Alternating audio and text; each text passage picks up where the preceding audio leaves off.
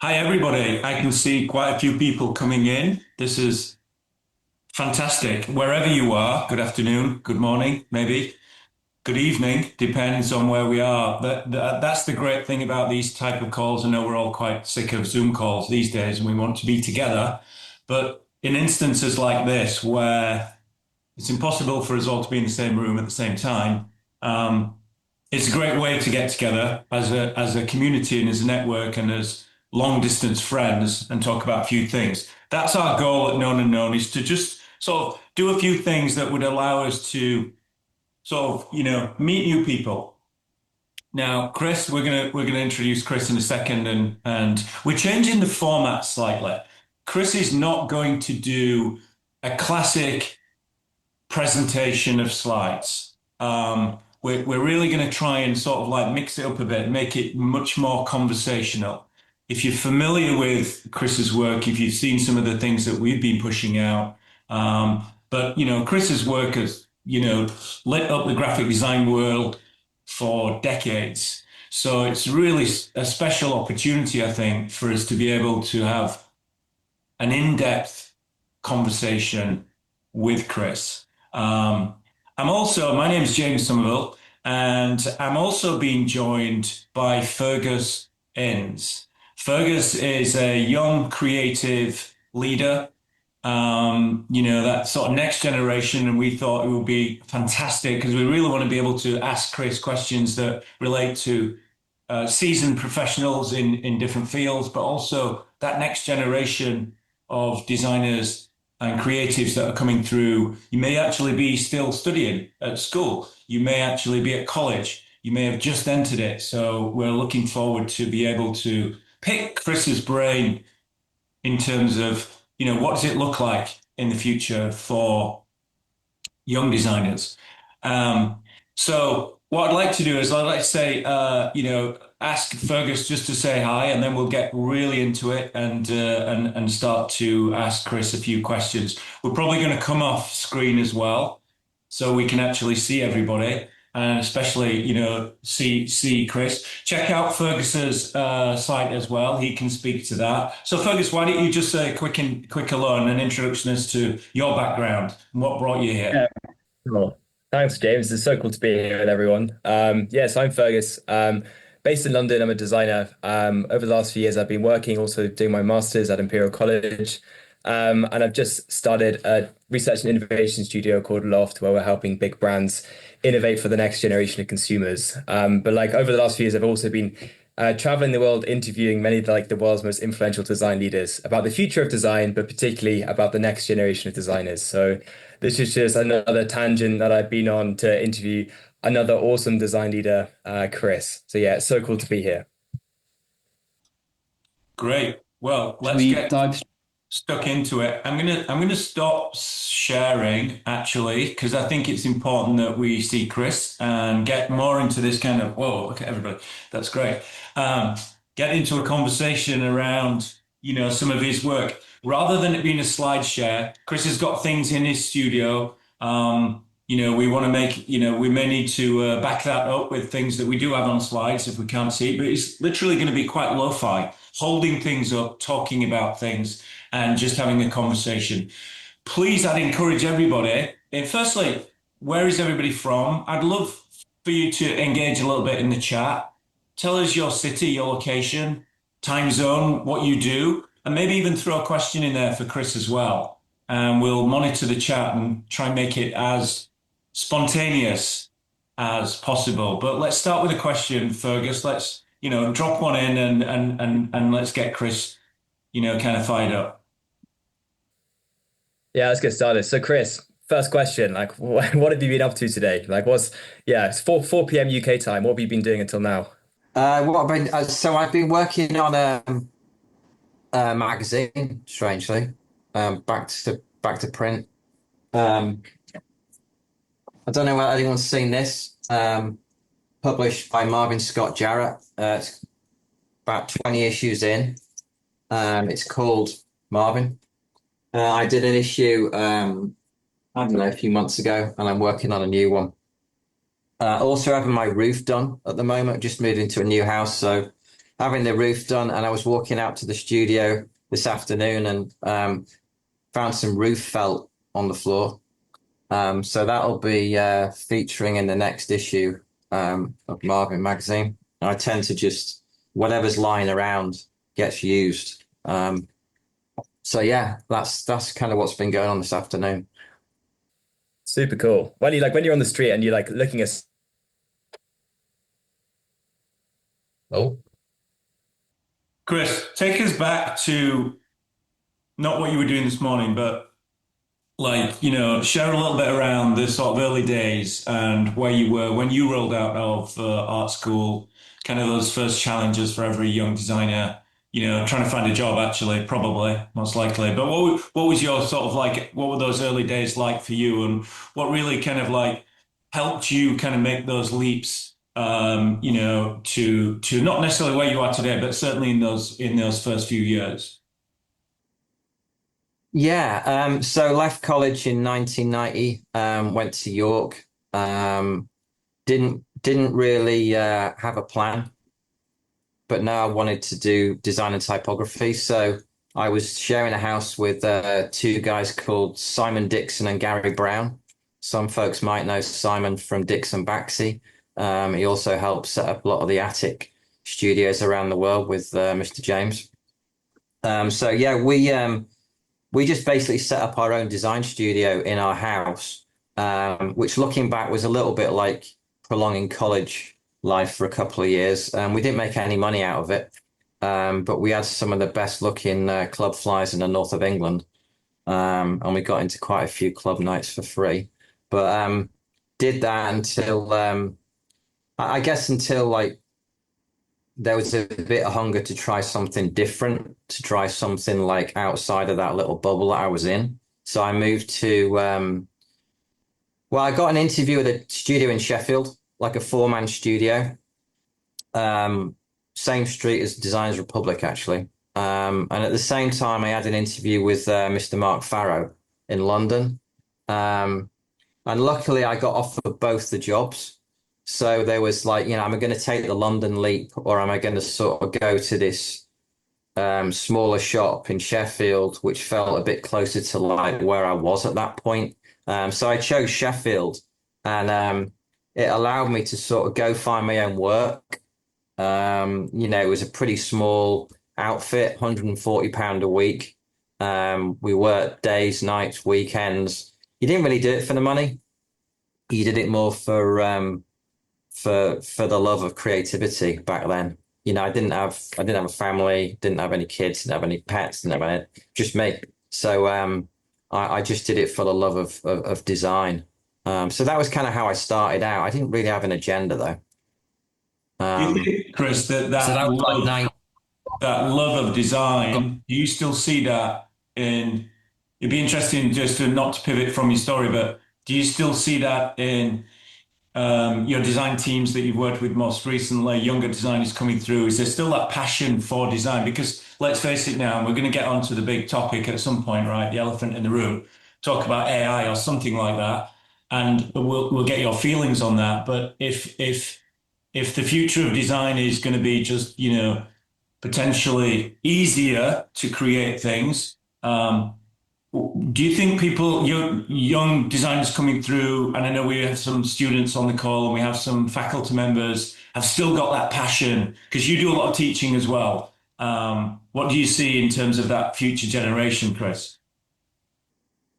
Oh yeah, I mean, I still see the passion. I've been on a bit of a book tour up and down England, and I see there's a lot of hunger for it. I kind of, try and encourage folks that I talk to sort of know the enemy, right? You got to lean into AI. You've got to understand it. You've got to understand how you might use it and how you might not use it. There's no point in ignorance and trying to ignore it, because it's certainly going to be unavoidable. But for me, I think in the area of creativity, it's something that I've not really wanted to use myself. I feel like I did a project at Microsoft, the last project I ever did, launching their their AI. And I got to sort of see some of the potential of it in a creative space, and to be quite honest with you, didn't enjoy what I saw. But I think in terms of productivity and maybe taking out some of those mundane things that you got going on in your work day, maybe it's good for that. So it gives you more of a space for doing the creative stuff. Certainly in the area of science, it's going to be exciting, I think. But in terms of our space and the creative world, you've got to understand it. It's a bit like when the Mac came in. When I left college, last 6 months of college, the Mac came in. Everyone jumped in the Mac room, and I sort of stayed in the print room with the letterpress. I had to learn it. I had to learn it myself. And, you use it.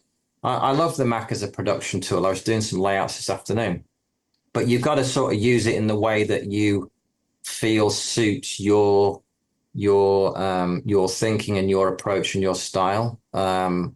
So, I'm not a big Photoshop person, but certainly for layout and stuff, the Mac is a great production tool.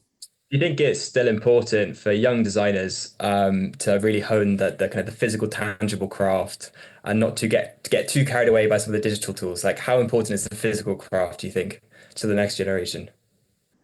Yeah, I mean, I think for me, I can only go on my own experience, but I've always been someone that's sort of got one of these wherever I'm going, literally whether I'm out for a pint or whatever, like, and I'll see something, someone will say something, I'll be on the way to the pub and I'll like see something like, and you just jot it down. So to me, I'm always on, right? It's not like you come in, you sit at your computer, right? You clock in and then you like switch it up, you clock, like I'm always on, right? And so to me, it's natural to sort of scribble and sketch. And I kind of love the way that you can actually go into things and look at kind of, you never feel like you're starting again. You're just going through your notes, going through your scribbles, and it kind of energizes me.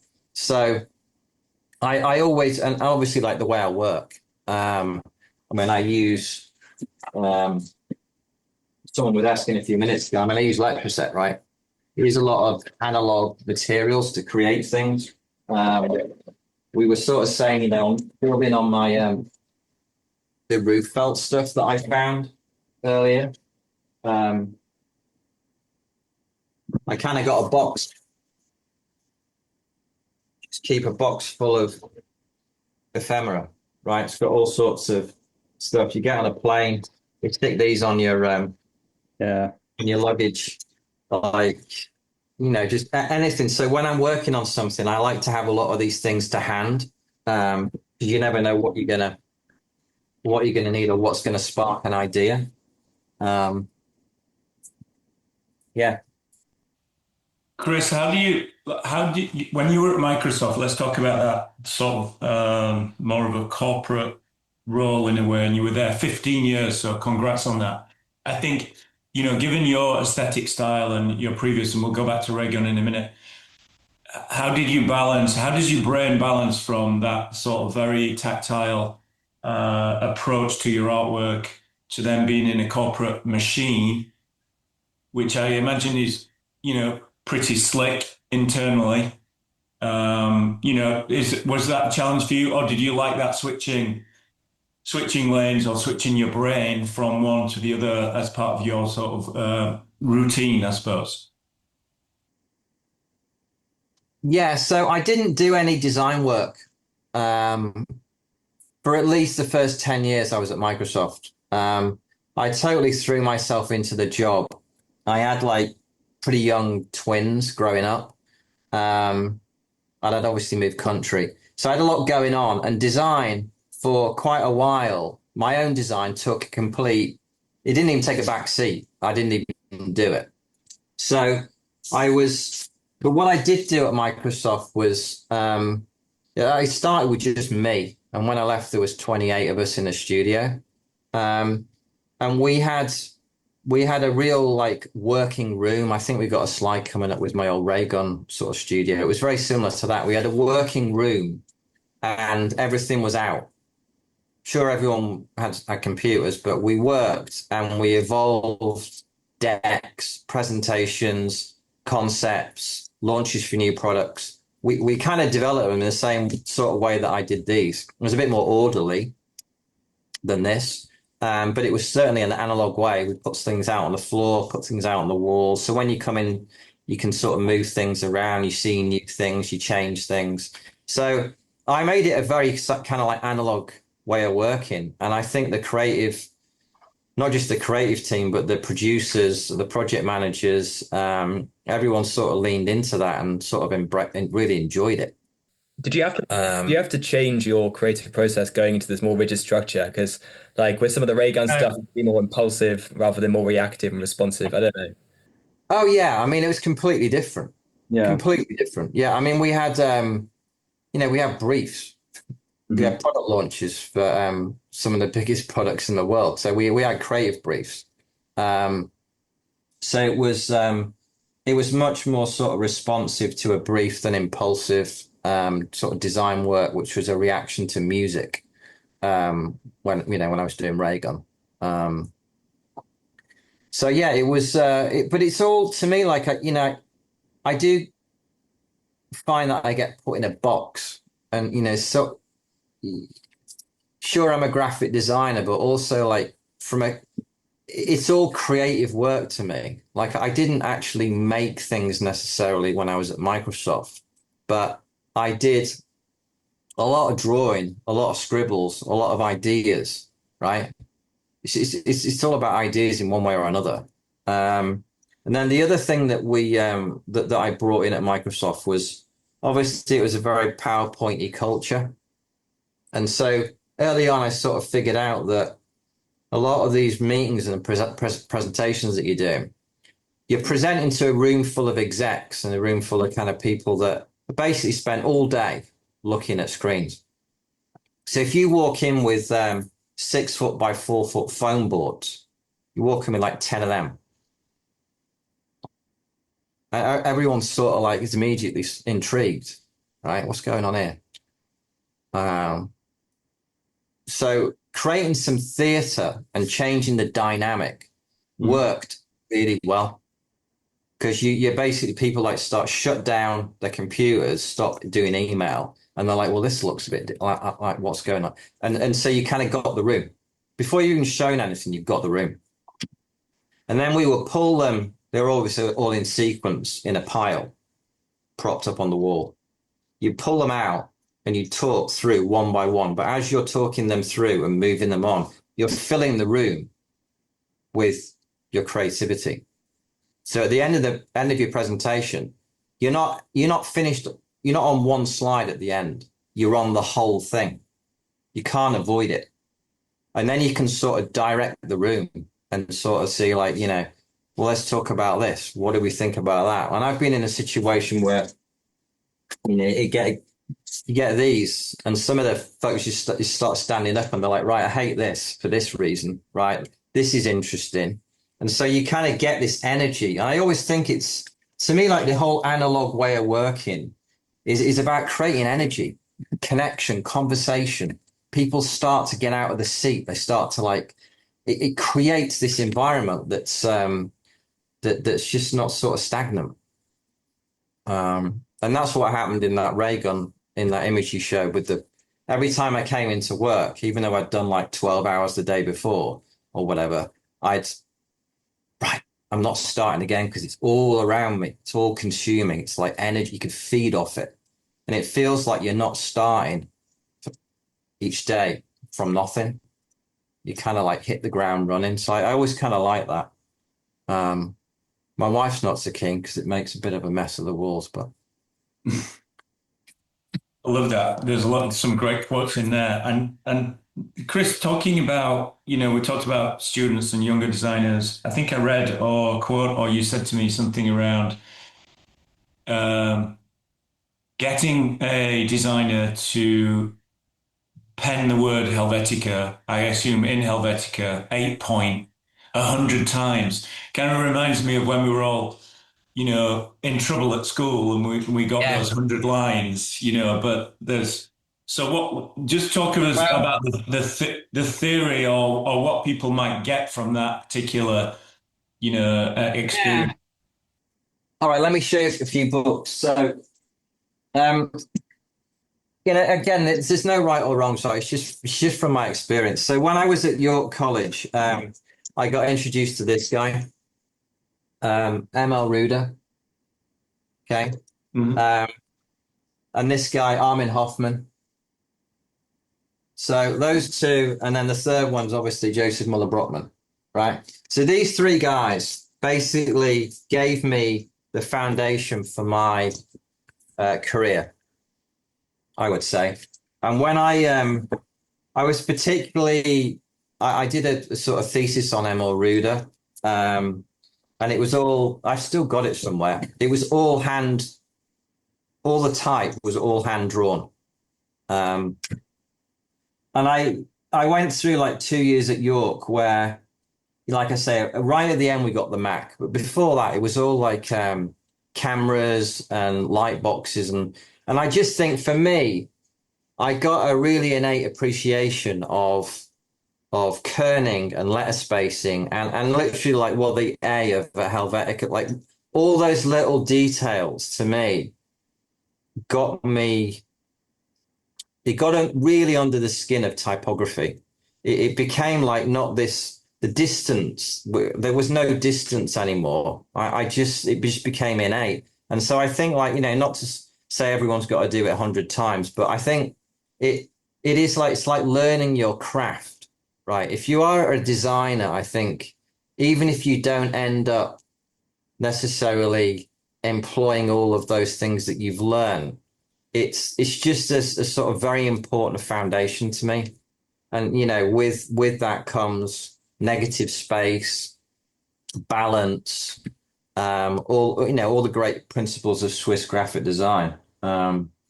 So yeah, I think the craft side of things is to me is and particularly for me, Swiss graphic design gave me that foundation to then turn into something that I kind of made my own a little bit. Yeah. Yeah, I'd love to ask a little bit about kind of the signature style that you developed over the decades. I think a lot of younger designers find it quite hard to find their signature style and how to let their personality out in the work. Can you offer any advice for those young designers for like, I guess, how to find and uncover that personal stroke, fingerprint, and style for themselves? Yeah, I mean, to me, Swiss grit, this kind of phrase that it's kind of like a dialogue between the past and the present, right? So the past I've just explained. So I got that schooling kind of drilled into me. But then when I went to Sheffield and then actually when I went to London, we used to do Blah Blah Blah magazine in Shoreditch, and back then it was a total shithole, Shoreditch. I mean, it was just so when you were walking around, you really felt the street, right? The posts, everything. It was so gritty. And that had an effect on me. And that's where I think like this language of the past and the present, the present then and the ephemera that I saw on the walls and in the gutters of London had an effect on me. And it helped me sort of develop from being at this very um, sort of classic and crisp typography into something that to me, had more of a soul to it, more of a feeling to it. Um, and every time you sort of see something on the street, it turns out it's actually kind of original in its own way because the weather and the elements and everything that's happened to it has turned it into something kind of unique. And that's ultimately like where I get my most inspiration from, I think. Kind It's of great. what you see on sort of the outside.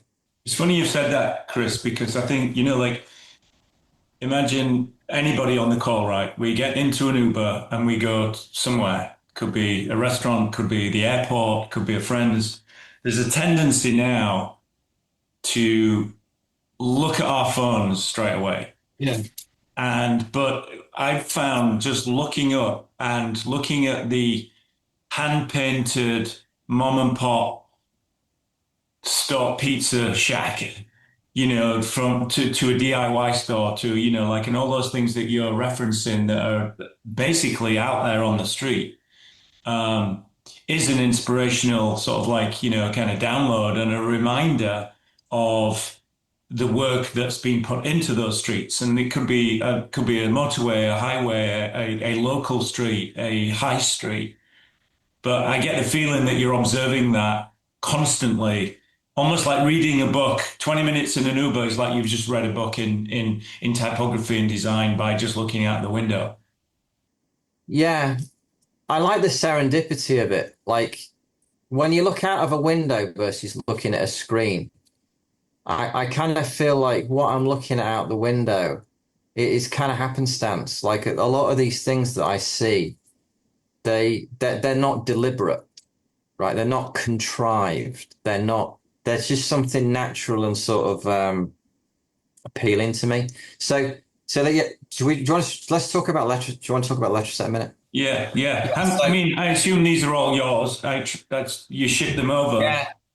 How much of this? You need a little storage container to probably hold half of this. You can see it in your garage, but Yeah, I feel a bit like Ulrich Goldfinger. are you like their best? Are they? I mean, are they still selling this? But you must be one of their best customers. Did you have like a? No, they don't. There's someone else, some other like art business bought Letraset. They've relaunched like the Letraset markers, but they've not done anything with instant lettering. So the story behind this is I used to go to this art shop at lunchtime at Microsoft. I went in there one day and they didn't have what I wanted, but the lady said, "Have you been here before?" And she wrote this kind of address on this bit of paper. And I had it in my car for a couple of weeks. And then I sort of, I found it and I'm like, right, this lunchtime, I'll go check it out. So it took me about an hour to find it. It was on an industrial estate. It was like a B2B kind of business. So I went in there. There's like a giant dog in the front door I had to get past. And there's like no one in this space. There's all these offices behind, and then there's all this like it was like walking into it's like Mr. Ben. Do you remember Mr. Ben? Like walking into like a 1980s art supply shop. Everything had dust on it, and I'm walking around on my own, and I found this Letraset marker pad, and I'm like, oh, that's interesting. I wonder whether they've got any Letraset. So then this lady came in. She got behind the counter, and I said, like, do you happen to have any Letraset? She's like, well, actually, we do. So she put the counter up, and then we walked through the back office, like down the corridor, turn right, down the corridor, turn left. Came to this back door. And I'm like, and then she turned around, and I'm like looking at this. And it had like boxes and like rubbish bags all over it. And I'm like, well, what are you doing with that? Oh, well, Bob can't be bothered to lift it up and throw it in the skip out there because it's really heavy. So it's been here for like, 30 years or whatever. And I'm like, well, how much do you want for that? So yeah, I got an early Christmas present, 5,000 sheets of Letraset. So yeah, what's interesting about these is they were, back in the day, they were selling them. So every sheet is untouched. And they're all coded so you can find the right font and the right. So yeah, so it's quite the find. It's kind of interesting at the beginning of this little story. I think you called it, or maybe Letraset called it instant lettering or something like that, Yeah. right? That's all, Yeah. that feels like the AI of the day because no longer did we have to draw it. We just needed to rub it down in with the back of probably the back of a scalpel or something. So Yeah. staying on the subject of fonts and obviously your passion for Swiss typography, is there a font out there that you really just don't want to touch? Not that you don't like it, it's just doesn't hundreds.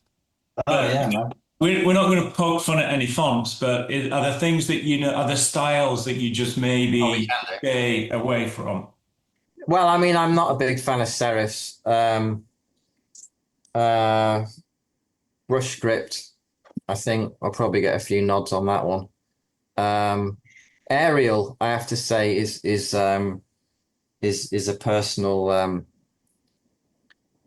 most hated font. I think Microsoft designed that, but yeah, it's the amount of times I've seen a shipping container and I clocked it from about, I don't know, 50, 70 foot, and I'm like, oh my God, that's beautiful. And then you get up to it and it's actually not Helvetica, it's Arial. I think it's the R that it just makes me want to Redesign it. yeah, redesign it, yeah. Well said. Talk to us about let's chat about Raygun and your experience there, sort of from walking in day one and what you felt you could accomplish, what you did accomplish, what you learned in that experience Yeah. and everything thereafter.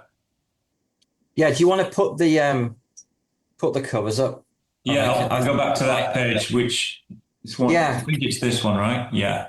exactly. Yeah. So yeah, I came out of London finishing blah blah blah magazine, which I have a lot of love for it, but um I felt like it was kind of a little bit of a sort of unbelievably naive experimental sort of moment in my career, that like I kind of look back on it, and the covers I am actually quite fond of, because Neil and I, my great friend Neil Fletcher and I, we spent a lot of time on the covers, but the insides, um yeah, I'm just not looking back on them now. When I went to Raygun, I remember going over on the plane. I think I had 15 days to do the David Bowie issue in the top left corner. And I remember thinking, right, what am I going to do with this? Carson has, you know, been one of my huge inspirations when I was leaving college and he was doing beach culture and then started Raygun. When he broke the grid, after all that Swiss schooling, and then he broke the grid and Cranbrook, Rudy van der Land, Why Not Associates, all that stuff. I was like, well, what am I going to do? I'm landing there in 1997. Music scene is absolutely like off the charts, particularly the British music scene. And I thought, well, I'm going to try and bring, the international style, Swiss style. I'm going to try and bring that to Raygun, but I'm going to try and do it in an unconventional way. That's that's the thought that I had. So you can sort of see it evolving through these issues. So I've kind of mentioned the time crunch on the first one. The U2 cover. I never felt U2 were a Raygun band. And the shoot for this was very bubblegummy to me. It was very sort of like sugary. And so my great friend John Holden from Manchester, I asked him for some images, and the top half of that cover, the U2 one, is one of John's photos that I mashed together with the Bono shot, just to create some sort of different visual energy.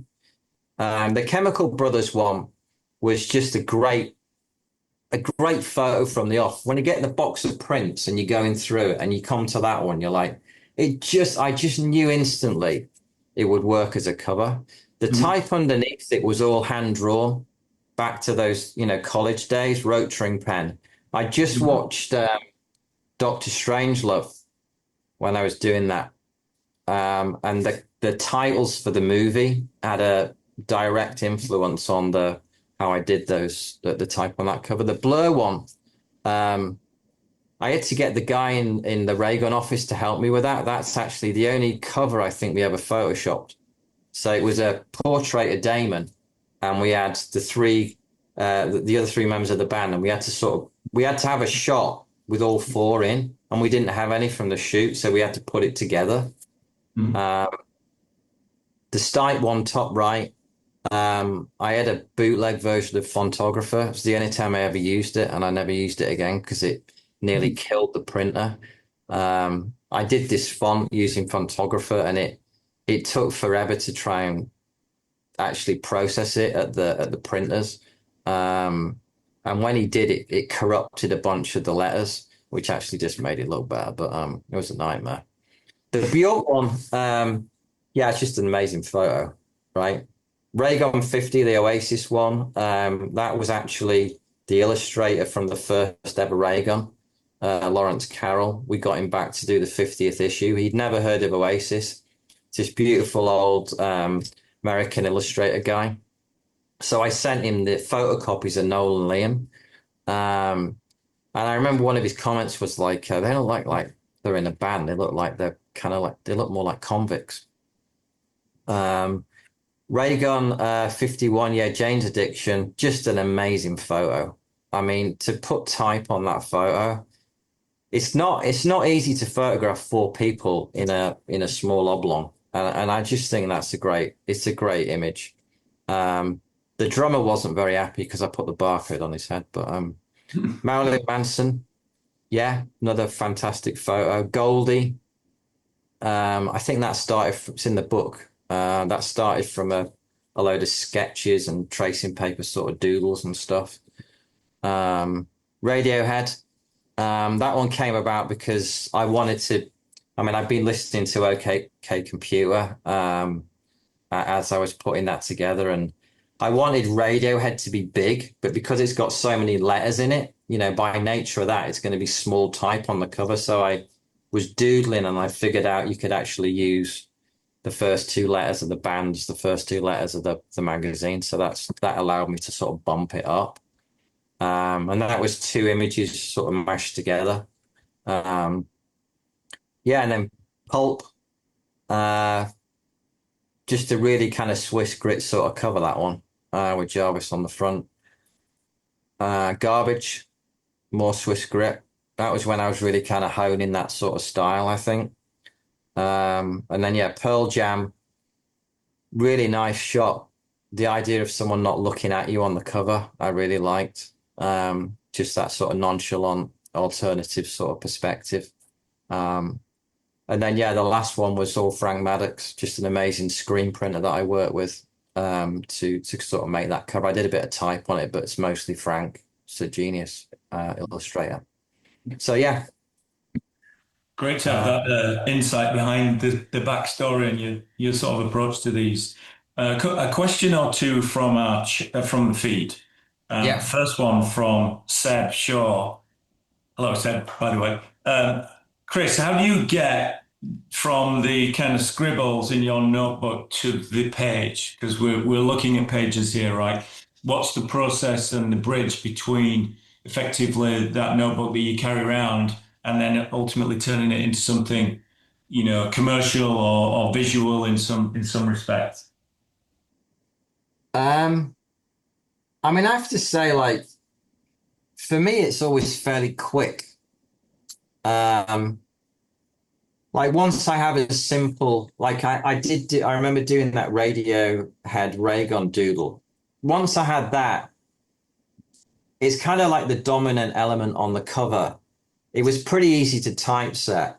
I would always typeset them. I used Quark back then, typeset it, then print it out, and then pick at it with a scalpel or sellotape or whatever, and then scan it back in because you knew it was at the right proportion by the time you printed it out. So it was always going to go back and sit back where it was supposed to be. So there was an element of like precision about what I was doing there as well. Like sometimes it was about serendipity, but sometimes I've got me doodle, right? I like that. I'm going to replicate it as clearly as I can on screen. And then I'll print it out and then I'll start to make it more, in my mind, more original and less like it's been done straight on a computer. Give it a little bit of personality and a little bit of originality. So yeah, I mean, not, you know, the sketches that I do aren't that involved. I guess it's a bit like some musicians. They just, you know, they come up with a melody or something and then the song just sort of goes from there.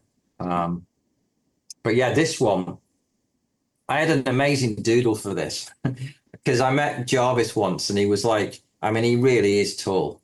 So the idea was to do a portrait of him on the cover and then have the masthead being pushed out of the cover and on, you know, below his feet. So it was he was pushing it out. And then when I got the photos from Wolfgang Tillman, I was like, yeah, that's obviously not going to work. So yeah, it's like you get excited about something and then you have to sort of basically start again. But you've only got, I mean, sometimes I only had a day to do these things, literally from start to finish, depending on when the shoot was booked, when it was planned, when they were in town. A lot of these bands are from England. When are they going to be in Los Angeles? It was quite a tricky sort of scheduling thing. Actually, I remember the Radiohead one was originally supposed to be Madonna. I did some pretty nice doodles for that, but I was always a bit like, it's maybe a Raygun artist. So yeah, fortunately it switched to Radiohead. Speaking of doodles, got a question here from, hopefully I pronounced this name correctly, Gerber Botha. Thanks for the question.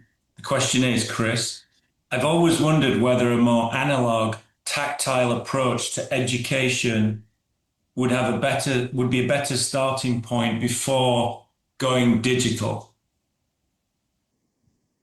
Yeah, Do I you have a mean, point? yeah, I mean, this again, it's just my way of working, or there's no rights and wrongs. But I think when we got a big brief in the studio at Microsoft, we would split, you know, we would split into teams, pairs, two or three of us. And we go, right, I'll see you back here in 24 hours. Some people are going to the cafeteria, some people are like going to Seattle, some people are just staying in the room. And everyone would bring sheets of paper with ideas on. And some of the ideas were literally like just a word or a doodle or but we'd stick them on the wall. We'd all sit round for a morning or whatever, and everyone would sort of talk through their ideas. And it was so inspiring. I mean, sometimes, after time, like what you were talking about and what you'd done, it changed completely just through conversation. And then I think from that point, then everyone sort of moved to the computers. But it was just such a sort of enjoyable way of working. We even sort of, we had a few really good clients at Microsoft that kind of got sort of what it was to work under the hood, as it were. So they could deal with it not looking all polished. And they used to actually like just coming in and looking at a wall full of ideas. You talk them through, and then they'd actually develop them with us, as opposed to like wanting them presented. So there, yeah, different ways. But I always found there was great ideas came from that kind of process. I And guess. people just enjoyed that process. Yeah, I've got I saw one or two questions similar to this. I'm just going to mash them up. But like, I think COVID was a big turning point for a lot of designers, especially ones going through education and leaving education. And Yeah. like how the digital is now normal in terms of doing design work. Like, can you follow a similar kind of experimental process going from like just digital and kind of excluding the physical, tangible part, in your mind? Are you saying can you work in an analog way remotely? In a digital way, can you work in a digital way and have the same creative outputs? I'm sure you can. I haven't. I mean, we obviously experienced that whole thing. So we were a studio like I just described. Then all like the next week we're all sat in our bedrooms working, and it was like and so we found a different way of working. Um, People would still for a while people would still bring ideas that they would share on a screen that were done on paper. Um, and then it became more hybrid, and then towards the end it just became much more digital. But I think the studio that I had became much more of a sort of production studio, and so things changed. But I personally found the greatest work came from sort of being in a room together, being in a space together. Question from Barry Robinson. Do you use a font library app? If so, which one? very direct. Do you have like No, a no. I mean, I I tend to only use about 5 fonts if I'm on a Mac. When I'm off a Mac, it's all bets are off. I mean, I like it might, yeah. Um, when I'm doing this work with Marvin at the moment, there's just some amazing artists that I was doing.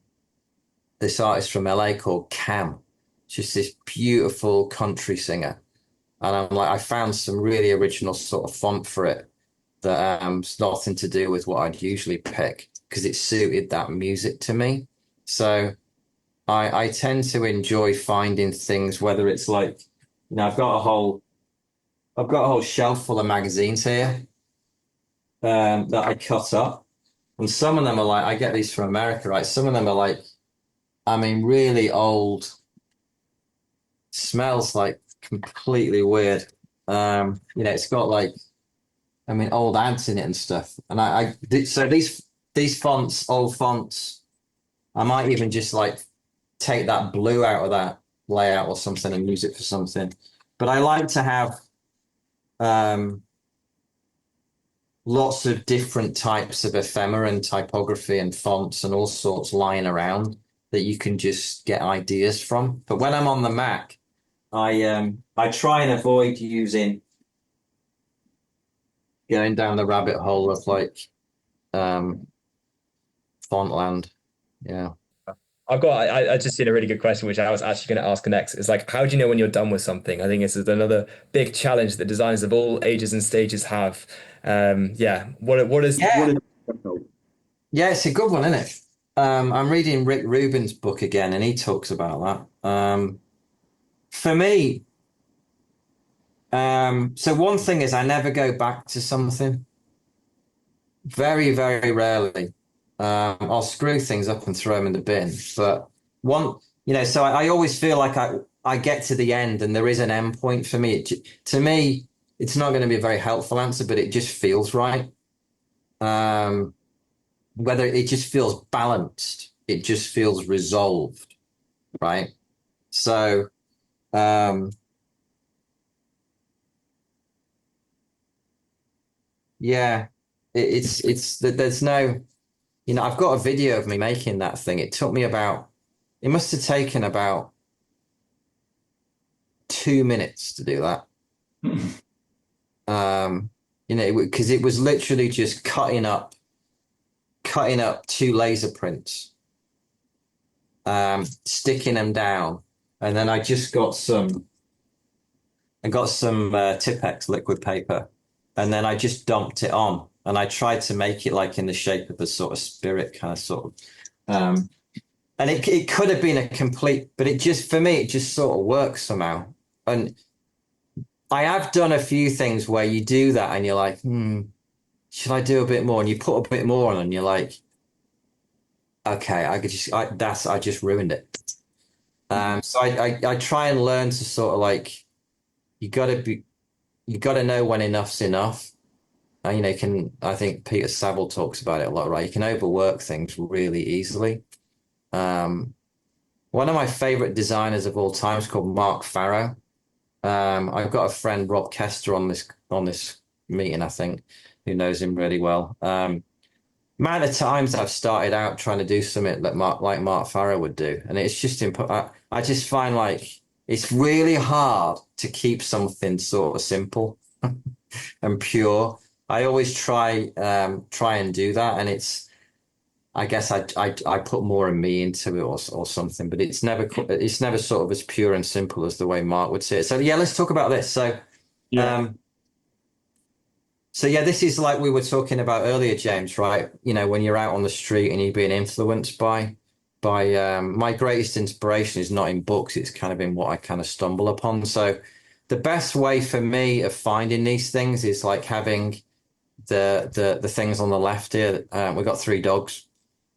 So what I've learned over time is you can go poking around the back of a building late at night or in the day, They tend to have security cameras and security guards.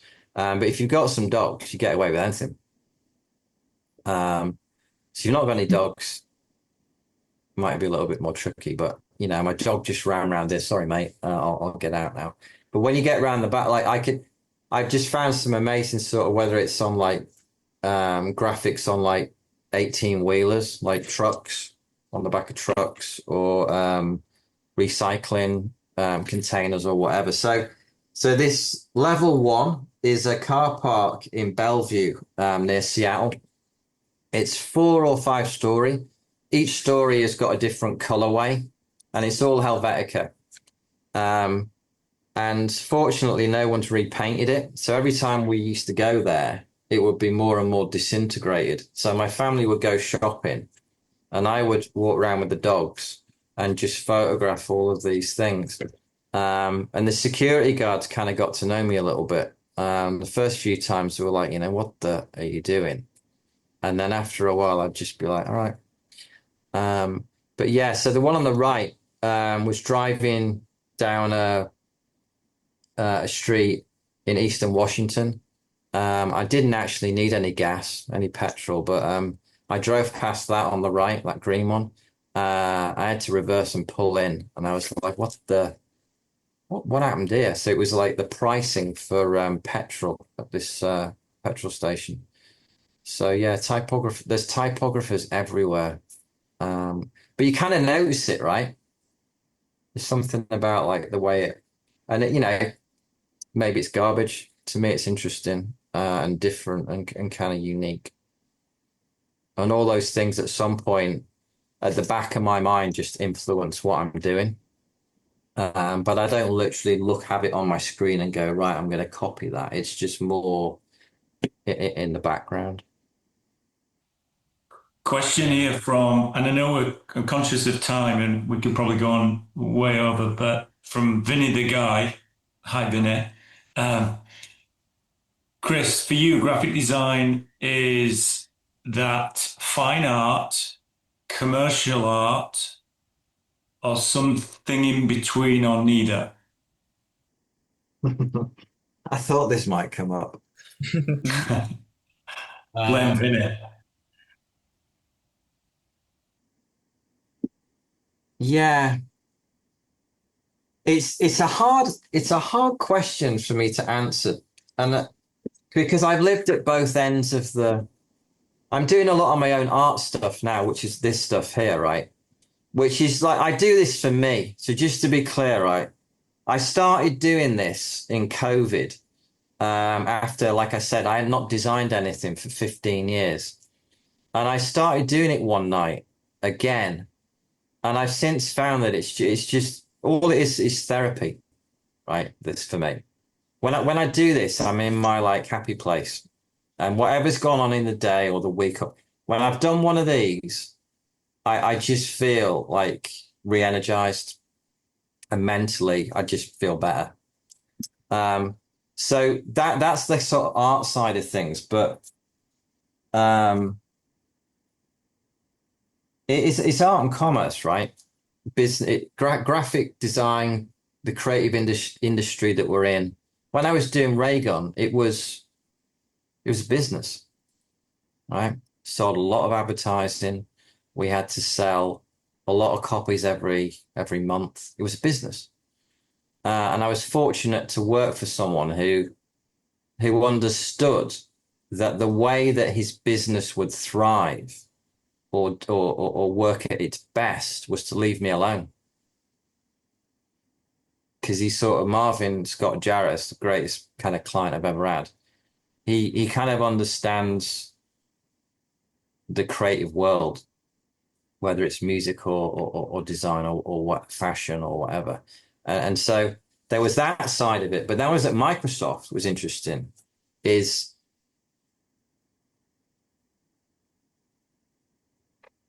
I'm still selling things, not selling magazines, I'm selling products. But the way that the team that I kind of was in, we were respected for what we did and what we brought, and it was different to what had gone before. And I think there was an appreciation for that. And sure, there was a lot more rounds of feedback, as James, you would know at Coke, right? But to me, it wasn't any less creative than what I did at Raygun. It was just a different way of working. What one wasn't better than the other, which is I still find interesting, and it's, I'm dead true about that.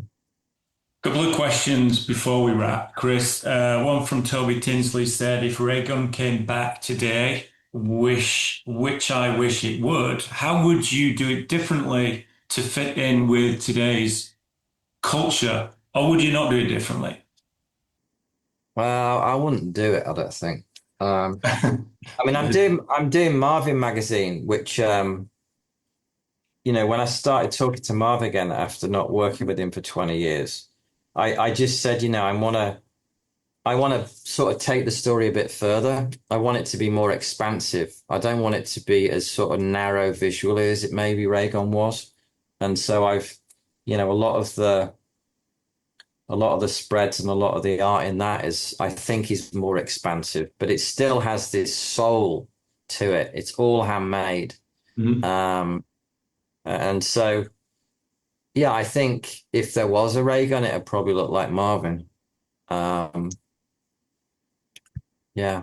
I had a quick question, which I kind of was keen to ask you about is music. And obviously you've done a lot of work with musicians and with bands. Do you like listen to the music of the respective band when you're creating for that band? All the time. All the time. Yeah. Every time. I don't think I've ever created anything without music in the background, whether it's for music as a subject or when we're at Microsoft, we just play music all day long. But yeah, I think when I'm doing Marvin at the moment, I'm doing all these. We got Richard Ashcroft. We got all these kind of different artists, and a lot of them I've not heard of, which is fascinating.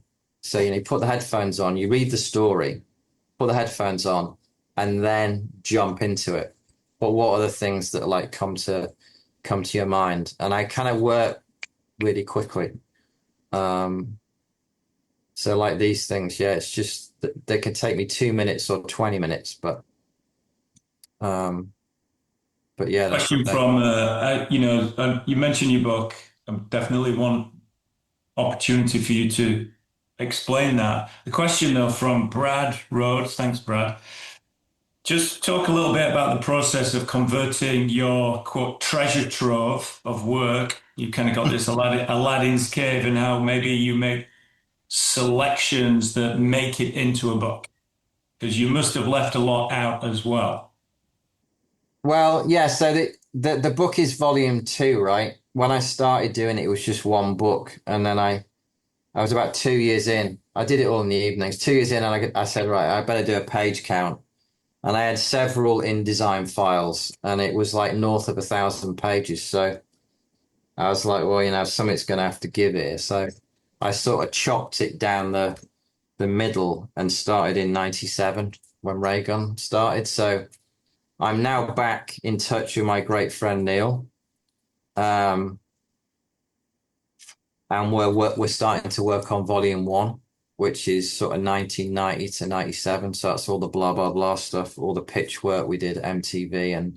And so, yeah, it was the thing that I wanted the book to be about was actually not about the finished work. It was more about the process. I'm a great hoarder. So I've got blue lines and chromolines and sketches and diaries. And I wanted it to sort of ooze of like all of the background of what's gone on and not just the sort of finished thing.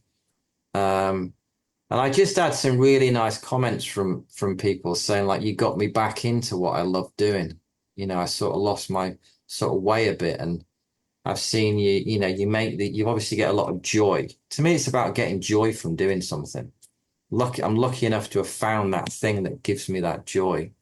And people, a lot of people actually started picking up the pen again and sketching and doing all these things and like re-engaging and finding that actually the way that they work has changed. And that's really inspiring. I don't necessarily, I don't do it for other people, but I'm glad that they, it's nice to kind of re-energize others for sure. Here's a joy question, maybe to close it out, from Finn Kester. Hi, Finn. So his question is, hey, Chris, can you help me make an alphabet for my school project? So we're putting you on the spot with that one, but I'm so pleased that someone who's at school is in this call. One, they're either bunking off school, so good for you. But actually, just that school students are really into this thing and this kind of idea of creating type, and clearly want your help on it as well. Yeah, I mean, I'd love to do that. Yeah, for sure. Yeah, I mean, I'm always doing stuff with my daughter. She's quite the creative now. But yeah, if you want to, I don't know, maybe put me in touch with whoever that was. We'll definitely find Finn after the call. Yeah. Brilliant. Well, I know we're up on time, and it's actually 1 minute past the hour.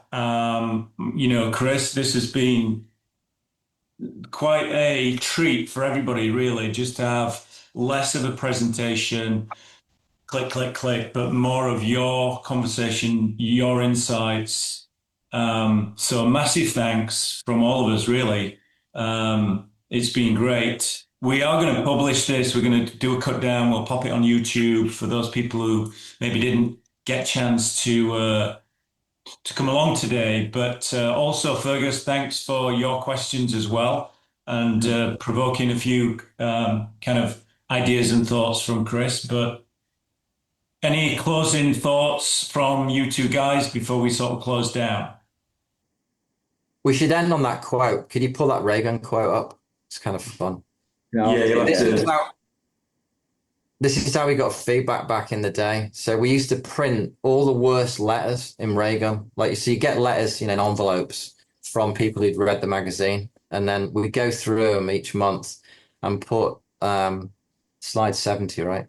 I think. There we go. Last one. Yeah. Yeah. So here's a bit of feedback that we got. Yeah, I don't normally write letters to magazines, but your November issue wasn't a normal magazine. That was from Davis Potts in Seattle.